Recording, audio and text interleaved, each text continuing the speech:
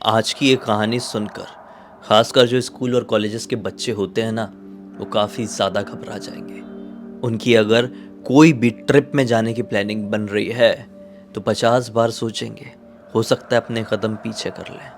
क्योंकि आज की ये जो घटना है ये सुमित और नीरज नाम के दो लड़कों के साथ एक स्कूल ट्रिप के दौरान घटी थी, और इस कदर से घटी थी ना कि कई रातों की नींद उन लोगों की हराम हो गई थी। आइए चलते हैं आज से ठीक 1 साल पहले और जानते हैं कि आखिर क्या ये दोनों के साथ ऐसा घट गया था कि आज का ब्लडी सत्य का ये एपिसोड बन रहा है। तो बात ये है कि नीरज और सुमित नाम के ये दोनों लड़के उदयपुर के पास मौजूद एक छोटे से गांव में रहते थे। अपने स्कूल में जाते थे। दोनों ही बच्चे स्कूल जाने से पहले एक दूसरे से मिलते थे, फिर एक दूसरे के साथ ही अपने स्कूल जाया करते थे। इस गांव में केवल एकमात्र स्कूल था और कोई चॉइस ही नहीं थी, यहीं पर पढ़ते थे।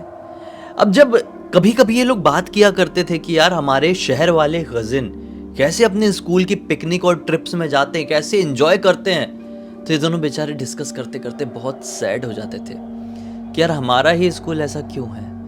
दूसरे लोग जो होते हैं बड़े शहरों में जो पढ़ते हैं वो तो समय समय पर पिकनिक जाते हैं, ट्रिप्स में जाते हैं, कितना एंजॉय करते हैं। हमको कभी मौका नहीं मिला। देखो ना, क्लास 10th में पहुंच चुके हैं, यहाँ तक कि हमारे सीनियर्स ने भी कभी बताया नहीं है कि हमारे स्कूल ने कभी ट्रिप ले गया है। एक काम करते हैं, हम लोग अपने क्लासमेट्स से बात करते हैं, अपने सीनियर्स से बात करते हैं, अपने जूनियर्स से बात करते हैं और ये कहते हैं कि एप्लीकेशन तैयार कराया जाए। ये लोग स्कूल पहुंचे अपनी इसी एक सोच के साथ अगले दिन, और अपने बैचमेट से, अपने सीनियर से, अपने जूनियर से ये कहे कि अपन लोग एक एप्लीकेशन बनाते हैं और अपने प्रिंसिपल साहब को देते हैं कि साहब हमको थोड़ा घुमा दीजिए ना, हम पक गए हैं पढ़ पढ़ के, थोड़ा एक रिलैक्स भी चाहिए, और वो रिलैक्स हमको स्कूल वालों की तरफ से चाहिए। मतलब इन लोगों ने अपने हिसाब से एप्लीकेशन रेडी किया और सचमुच में इतने सारे बच्चों ने एप्लीकेशन लिख दिया कि वो घूमना चाहते हैं कि ये स्कूल का जो मैनेजमेंट था उसने कभी सोचा भी नहीं था। प्रिंसिपल साहब के पास इतने सारे लेटर आ गए। ये बोले कि यार बच्चे तो सचमुच में कहीं ट्रिप में जाना ही चाहते हैं, क्या करें। सोचने वाला मुद्दा है। बच्चों को कह दिया गया कि ठीक है, 2 दिन बाद हम आपको इन्फॉर्म करते हैं। प्रिंसिपल साहब ने अपने मैनेजमेंट के साथ डिस्कस किए कि क्या करें, बच्चों को किसी ट्रिप में लेके चले क्या, और आखिरकार इस फैसले में पहुंचा गया कि अगले हफ्ते जो शनिवार आ रहा है वो शनिवार को होगा आधा टाइम अपना स्कूल, और मतलब हाफ टाइम के बाद हम लोग घूमने के लिए चलेंगे कहीं पे, उदयपुर चलते हैं। उदयपुर जाने का जब सब बच्चों ने नाम सुने तो बहुत ज़्यादा खुश हो गए, क्योंकि नियर बाय सिटी यही थी और उदयपुर में घूमने की ढेर सारी जगह है। तो बस बच्चों को बोला गया कि आप लोग अपना अपना नाम लिखा दो भाई, जो जो जाना चाहता है। बहुत सारे बच्चों ने अपना नाम लिखा और ऑब्वियसली अपने सुमित और नीरज ने भी लिखवाए। अब वो दिन आ गया, शनिवार को आधे दिन की स्कूल लगा और फिर ये लोग बस में बैठकर, जी हाँ, स्कूल वालों ने बस हायर किए हुए थे और बच्चों से पैसे भी नहीं लिए थे, पैसे खुद से ही लगाए थे और बोले थे कि हम अपने बच्चों को ट्रिप में लेके जाएंगे, क्योंकि बहुत सारे बच्चों का मन है। तो यार शनिवार को हाफ टाइम के बाद बस से सवार करवा के जिन जिन लोगों ने अपना नाम लिखाए थे उनको उदयपुर लेकर गए। उदयपुर में सबसे पहले एक जू में घुमाया गया, फिर एक पैलेस और फिर एक छोटा सा गार्डन। अब इतना कुछ घूम लिए तो हो गया अंधेरा। शाम के तकरीबन 7:30 बज गए। स्कूल वालों ने बोले कि आज हम लोग गाँव वापस नहीं जाएंगे, यहीं पे हम लोगों ने इंतजाम किए हुए हैं, एक होटल हमने बुक किए हैं, सारे बच्चे वहां पर सो सकते हैं। बच्चे ये चीज सुनकर और भी ज्यादा खुश हो गए। बोले हम लोग होटल में रुकेंगे, हमने तो सोचे भी नहीं थे कि हमारा होटल में रुकना होगा। पेरेंट्स को इन्फॉर्म कर दिया गया था, बच्चों को इतना इन्फॉर्म नहीं था, इतना नॉलेज नहीं था कि हमको किसी होटल में रुकने को मिलेगा। और ये बच्चे मतलब बहुत छोटे गाँव के थे, तो बड़ी बात थी किसी होटल में रुकना। खैर ये लोग अपने बस में सवार होके एक होटल में पहुंच गए। जो इनके जो 2 गार्जियन टीचर बन के आए हुए थे, इन लोगों ने रूम्स की चाबी लिए रिसेप्शन से और बच्चों को दिखा दिया अलग अलग कमरा कि ये तुम्हारा कमरा, ये तुम्हारा कमरा, ये तुम्हारा कमरा। अब नीरज और सुमित के हिस्से में सबसे नीचे वाला कमरा आया, जो कि रिसेप्शन वाले एरिया में था। और हैरान होने वाली बात ये थी कि रिसेप्शन वाले एरिया में, मतलब ग्राउंड फ्लोर में यार, एक भी रूम नहीं था इस रूम के अलावा, सिर्फ एक ही कमरा था। और वो एक कमरा भी नीरज और सुमित को अलॉट हुआ। तो नीरज और सुमित ने सोचे कि एक ही कमरा क्यों, खैर जो भी हो, हमको तो मजा ही आएगा। और बचपन में ये सारी चीजें अच्छी लगती, 10th क्लास में तो थे ये दोनों, ये सारी चीजें अच्छी लगती है हमें कि हमको अकेले रहने को मिले, हमारा दोस्त हमको मिल जाए, बस हम रात भर बात करेंगे, ये करेंगे वो करेंगे। लेकिन जैसे ही सबके रूम्स में खाना पहुंचाया गया और सब लोगों ने खाना खाई ही है कि सबको गहरी नींद आने लगी। अब ये अपने ग्राउंड फ्लोर वाले रूम में 5-10 मिनट बाद किए खाना खा के और फिर सोने लगे। लगभग 9:30-10 बजे के आसपास ये दोनों की नींद लग गई थी, क्योंकि ये दोनों को बहुत ज्यादा थकान थी। और ये दोनों को क्या, सबको बहुत ज्यादा थकान थी। पता नहीं सोते हुए कितना समय गुजरा होगा, कितना नहीं। नीरज को अपने कमरे के दरवाजे की कुछ आवाज सुनाई देती है। काफी रात हो रही थी शायद। नीरज हड़बड़ा के अपनी आंखें खोलता है। आंखें खोलता है तो सबसे पहले उसकी नजर उस कमरे के दरवाजे में ही पड़ती है। क्या पाता है कि उस दरवाजे को किसी ने बड़े चोरी से खोला है और अंदर एंटर किया है। दिखने में ये इंसान एकदम लंबा है, बहुत ज़्यादा सांवले फेस का है और इसके लंबे लंबे कर्ली बाल है, जैसे कि अपरिचित मूवी वाले हीरो के थे। ये देख के उस हुलिये को थोड़ा सा डर गया, क्योंकि गांव में तो साधारण से सीधे साधे लोग रहते हैं। ये बड़ा डरावना सा दिख रहा था यार। ये कुछ बोल पाता उससे पहले वो आदमी का हाथ पीछे था। वो हाथ को ऐसा आगे लाता है। उस आदमी के हाथ में एक बड़ा सा खंजर होता है। वो चिल्लाने ही वाला था कि वो आदमी जंप करके सीधे आता है और नीरज को खाच। नीरज घबरा कर उठता है। ये एक बुरा सपना था। वो उठा घबरा कर और उसने अपने दोस्त की तरफ देखा तो दोस्त भी उसका डरा सहमा उठकर इसी को देख रहा था। तो नीरज सुमित से कहता है कि क्या हो गया। सुमित बोलता है कि मुझे तो ठीक है, तुझे क्या हो गया। नीरज बोलता है नहीं, तू पहले बता, तू ऐसा मुझे क्यों घूर रहा था। सुमित बोलता है कि भाई नीरज, मैंने ना एक बहुत डरावना सपना देखा। नीरज बोलता है कि सपना तो मैंने भी देखा। सुमित बोलता है कि ठीक है, क्या सपना देखा बता। नीरज बोलता है नहीं नहीं, मैंने तो बहुत डरावना देखा हूं, पहले तू ही बता। सुमित बताता है कि मैंने सपना देखा, मैं आराम से सो रहा हूं और अपने कमरे का दरवाजा खोल के एक लंबा सा सांवला सा करली बाल वाला आदमी अंदर घुसा है और एक खंजर से मेरे ऊपर वार किया है। जैसे ही ये बात नीरज सुनता है तो हक्का बक्का रह जाता है, क्योंकि सेम टू सेम सपना देखकर तो नीरज इतना चिल्लाकर घबरा कर उठा था। नीरज बोलता है कि यार यही सपना तो मैंने भी देखा हूं, ये कैसे हो सकता है कि एक ही सपना हम दोनों को दिखाई दे। इतने में ही दोनों के दिमाग की बत्ती जलती है। दोनों कहते हैं कि यार ये कुछ तो गड़बड़ है, एक बार हम बाहर की तरफ जाके देखें क्या सब ठीक है कि नहीं। दोनों उठते हैं और बड़ी हिम्मत करके अपने कमरे का दरवाजा खोलते हैं। बाहर की तरफ नजर डालते हैं। क्या पाते हैं कि रिसेप्शन में कोई भी नहीं बैठा हुआ है। ये दोनों और बाहर निकलते हैं ये देखने के लिए कि कोई वॉशरूम वगैरह तो नहीं गया है, कहीं सो सा तो नहीं रहा है। लेकिन बाहर निकलने के बाद भी यही पाते हैं कि इस पूरे रिसेप्शन वाले एरिया में कोई भी मौजूद नहीं है और जो मेन दरवाजा है वो अंदर से ही बंद है। ये लोग वहां पर 2 मिनट रुक के इंतजार भी करते हैं कि कोई कहीं इधर उधर गया होगा, आ जाएगा, लेकिन कोई भी नहीं आता है। फिर अचानक से बाहर से ठक ठक ठक करके आवाज सुनाई देती है। ये सोचते हैं कि अरे मेन डोर में ऐसा कौन आ गया है और हम दोनों ही अंदर खड़े हुए, खोले कि नहीं खोले। ये लोग घबरा के पीछे हट के अपने कमरे के अंदर जाना ही चाह रहे थे कि बाहर से आवाज आती है कि बच्चों, मैं जानता हूं कि तुम दोनों रिसेप्शन में खड़े हुए हो, मैं बाहर आ गया हूं और दरवाजा अंदर से किसी ने लॉक कर दिया है, थोड़ा खोलो ना, मैं रिसेप्शन का मैनेजर बात कर रहा हूं। ये दोनों सोचते हैं कि अच्छा मैनेजर है, कोई बात नहीं, दरवाजा खोल देते हैं। जाते हैं और जैसे मेन डोर को खोलते हैं, दरवाजे के बाहर उसी हुलिये के आदमी को देखते हैं जिसको ये दोनों ने अभी अभी सपने में देखकर डरकर अपने कमरे से भागे थे। ये दोनों का दिमाग खराब हो जाता है। टप टप टप ठंड के मौसम में अंदर ही अंदर पसीना टपकने लगता है।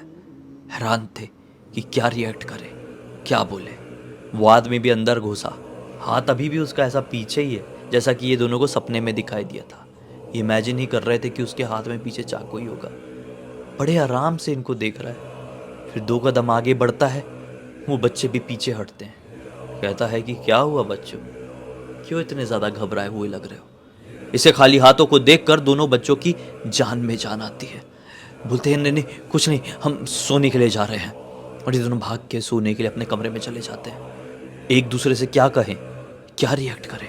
डर इतना लग गया था कि डायरेक्ट अपने कमरे में जाकर कंबल ओढ़ के सोने लगते हैं। फिर कुछ मिनटों बाद नींद आ जाती है। अब पता नहीं सोते हुए कितना टाइम हुआ होगा, फिर से सेम टू सेम सपना दोनों को एक साथ आता है और फिर से इस बार भी दोनों घबरा कर एक साथ उठते हैं। फिर देखते हैं, फिर एक दूसरे का मुंह देखने लगते हैं। नीरज सुमित से कहता है और सुमित नीरज से कहता है, तूने भी अभी वही सपना देखा वापस से? और दोनों का जवाब हाँ में ही निकलता है। ये दोनों एक दूसरे को देख ही रहे थे कि क्या करे क्या नहीं, अपने टीचर के कमरे में जाएं। उतने में बाहर से किसी के अजीबोगरीब हलचल की आवाज़ सुनाई देती है। ये आवाज़ कुछ ऐसी थी कि जैसा कोई ज़मीन में पड़ा हुआ है और उसको घसीट घसीट के कोई बाहर की तरफ लेकर जा रहा है।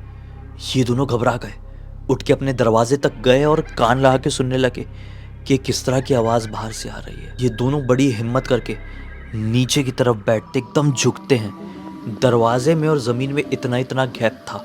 बाहर की तरफ देखने की कोशिश करने लगते हैं। बाहर देखते हैं तो क्या पाते हैं कि वही लंबे बाल वाला इंसान किसी एक टकले से आदमी को खींच के, जो कि खून से सना हुआ है, बाहर की तरफ लेकर जा रहा है। ये दोनों बेहद ज्यादा डर गए, कुछ बोलते नहीं हैं, एक दूसरे को पकड़ के फिर पलंग की तरफ भागते हैं।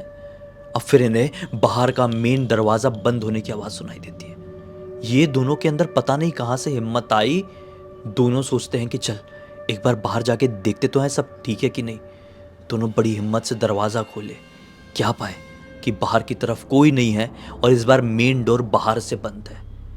रिसेप्शन वाली जमीन में सिर्फ और सिर्फ खून ही खून है, जैसा कि कोई किसी को घसीट कर बाहर ले गया हो और जमीन में उसका खून रह गया हो।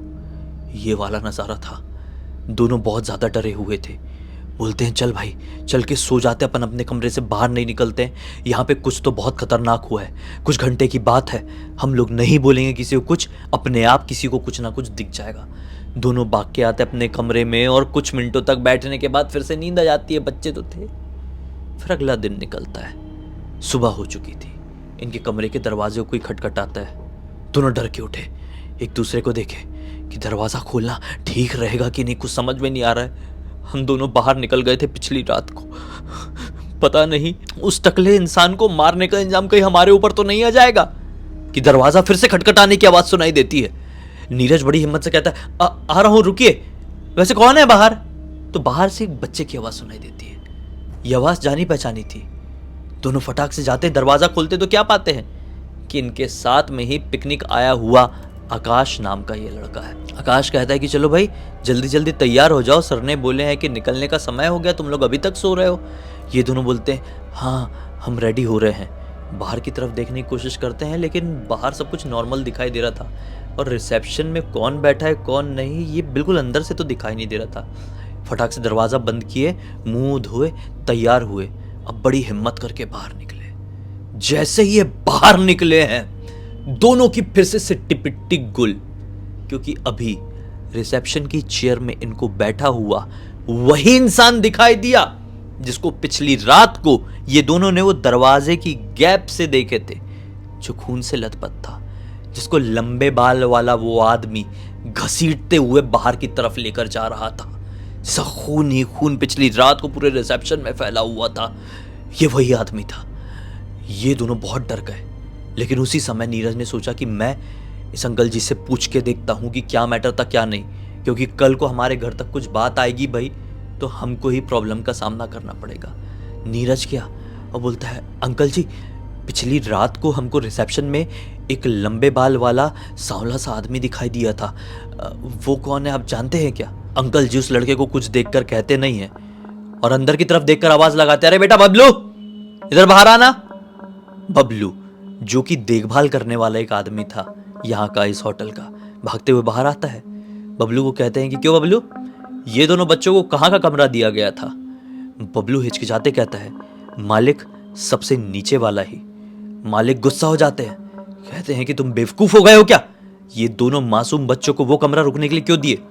फिर नीरज को देख के कहते हैं कि जाओ बेटा तुम बैठो हम बात करते हैं। फिर वापस से बबलू को देखकर गुस्से में दबी हुई आवाज में कहते हैं कि जब तुम्हें पता था कि उस रूम में रुकने से किस अंजाम का सामना करना पड़ सकता है, फिर भी तुमने ये दोनों बच्चों को नीचे वाला कमरा क्यों दिए? मालिक मैं माफी चाहता हूँ, बड़ी दबी हुई आवाज में बबलू ने कहा। यहाँ मालिक और बबलू सोच रहे थे कि दोनों बच्चों को कुछ भी सुनाई नहीं दे रहा होगा, लेकिन दोनों बच्चों का ध्यान पूरी तरह से वहीं पे था, एक एक चीज सुन पा रहे थे। ये दोनों का दिमाग खराब हो गया। कितने में पीछे से सर की आवाज आई, अरे चलो बेटा निकलना है, क्या कर रहे हो यहाँ पर बैठे बैठे? ये दोनों फटाफट उठे और बस में सवार होके निकल पड़े। पूरे रास्ते यही सोचते रहे कि वो क्या था जो पिछली रात को हमने देखा था। ऐसा कैसे हो सकता है, एक ही चीज हम दोनों ने देखे हमने क्लियर देखे कि वो आदमी खत्म हो चुका है, तो आज हमको वो नॉर्मल कैसे दिखाई दिया? और वो आदमी आखिर अपने नौकर को क्यों कह रहा था कि ये दोनों बच्चों को नहीं रुकने देना चाहिए था? खैर, कुछ ही समय बाद ये लोग अपने गांव पहुंच गए और उस रात को दोनों ही बच्चों को फिर से एक सपना दिखाई दिया। इस सपने में भी वही आदमी ये दोनों को वापस दिखाई दिया। इनके पास आता है और कहता है कि देखो, तुम भी मेरे जाल में फंस ही गए। जिसको मैं चाहूं उसको गुमराह कर सकता हूं। आखिर मैं हूं ब्रह्म शैतान। और जैसे ये दोनों ने ये नाम सुने, डर के उठे। ये दोनों ने ही सपने के बारे में अगले दिन स्कूल में डिस्कस किए थे, इसलिए ये दोनों को पता चला कि दोनों को सेम सपना आया है। फिर दोनों ने स्कूल में डिसाइड किया कि यार हम किसी से पूछ के देखेंगे। आखिर में ये फैसला लिया गया कि नीरज अपनी दादी से पूछेगा। नीरज ने अपनी दादी से इस बारे में पूछा कि दादी, ये ब्रह्म शैतान क्या होता है? अब दादी उसकी बताती है कि दरअसल बेटा, ये ब्रह्म शैतान एक ऐसा शैतान होता है जो कि किसी भी जगह में काली जादू की वजह से पैदा किया जा सकता है। वो बहुत ज़्यादा खौफनाक होता है, सिर्फ और सिर्फ हमारे दिमाग के लिए। वो हमारे दिमाग में अजीबो गरीब तरह के भ्रम पैदा कर देता है। वो डायरेक्टली किसी को भी नुकसान नहीं पहुंचा सकता, सिर्फ और सिर्फ उसके भ्रम में अगर आप, उसके जाल में अगर आप फंस गए तो आप खुद को ही नुकसान पहुंचा सकते हैं, वरना वो आपको कभी भी फिजिकली हार्म नहीं कर पाएगा। दादी ने जैसे ये बताई, नीरज की जान में जान आई कि थैंक गॉड हम उसके भ्रम में नहीं फंसे। चाहे उसको जो भी सोचना था वो सोचा, लेकिन हम सही सलामत अपने घर पर आ गए। तब से लेकर आज तक दोनों की कभी हिम्मत नहीं हुई है कि बिना मम्मी पापा के अपने घर से बाहर निकले। दोनों के मन में एक दहशत बैठ गई है और साथ ही साथ एक हैरानगी भी कि बताओ कैसी कैसी शैतानी शक्तियां इस दुनिया में एग्जिस्ट करती हैं, जिसके बारे में कई लोग सोच भी नहीं पाते हैं। इस पूरी घटना की जानकारी किसी और ने नहीं बल्कि नीरज ने खुद मुझे इंस्टाग्राम पर लिखकर भेजा। बोला कि सर पूरी दुनिया को बताइए। बोला कि कितना खतरनाक चीजें, मतलब हम सोच भी नहीं सकते यार, ऐसी ऐसी चीजें कई बार हमारे सामने आ जाती है। ब्रह्म शैतान, मैंने जिंदगी में कभी ये नहीं सुना था। खैर, इसी एक नोट के साथ इस कहानी का बंद करते हैं। अब तक इस वीडियो को देख लिए हैं तो लाइक जरूर कर देना। चैनल को सब्सक्राइब करके बेल आइकन दबा के ऑल के ऑप्शन में क्लिक करना, क्योंकि इसी तरह के हैरान कर देने वाले खौफनाक वीडियोस डेली आप लोगों के सामने लेके आता रहता हूं। इंस्टाग्राम की लिंक इस वीडियो के डिस्क्रिप्शन बॉक्स में मिल जाए, क्लिक करके डायरेक्टली वहां पर पहुंच जाना। और इसी तरह की कोई भी कहानी, टॉपिक या जानकारी आप लोगों के पास भी है तो लिख भेजना। हो सकता है मेरा अगला वीडियो कल आपके हिसाब से बन रहा हो। चलिए कल फिर से मिलता हूँ, तब तक के लिए बहुत बहुत धन्यवाद। आपका दिन शुभ हो।